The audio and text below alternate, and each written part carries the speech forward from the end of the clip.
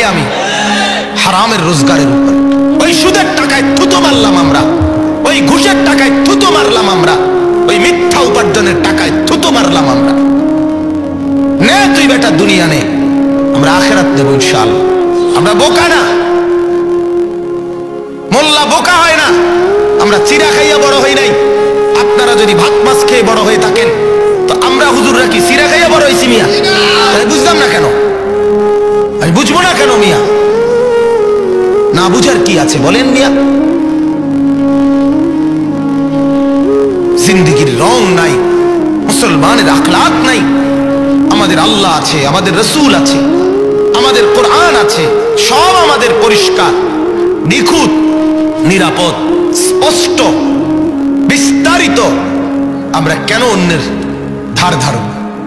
বলেন বাস, রাগ হইয়েন না, আমারে মনে কষ্ট নিয়েন না, মনে কষ্ট নিয়েন। কারো গায়ে লাগলে মাফ করেন, আর হারাম খোরের গায়ে লাগলে আমার অসুবিধা নাই। এদের ফিডে লাগুক নাহলে আড্ডিত লাগুক, আমার সমস্যা কি? কথা বলেন। অবৈধ উপার্জনকারীর গায়ে লাগলে আমার সমস্যা কি? আমার তো সমস্যা।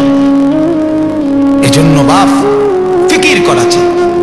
ও আমিলা ফি সুন্নাতিন, মাথার চুল থেকে পায়ের নখ পর্যন্ত জিন্দেগির প্রতিটা কদম কদম রাসূলুল্লাহ সাল্লাল্লাহু আলাইহি ওয়াসাল্লামের সুন্নাত আছে, আছে কিনা বলেন? অতএব আমি কেন অন্যের মতো সাজব? কেন? আমি মুসলমান, আমার আত্মপরিচয় আছে, আমি ইমানদারের সন্তান, আমার বাপও ইমানদার, আমার প্রথম বাবা আদম তিনিও ইমানদার, আমার বাবা ইব্রাহিম তিনিও ইমানদার, আমার রসুল মুহাম্মদ তিনিও ইমানদার। অতএব দয়া করে আমরা প্রত্যেকেই ভাবতে শিখি। ওয়া আমিলা ফি সুন্নাতিন, জীবন যেন হয় সুন্নাতের আলোকে। কিসের আলোকে বলেন?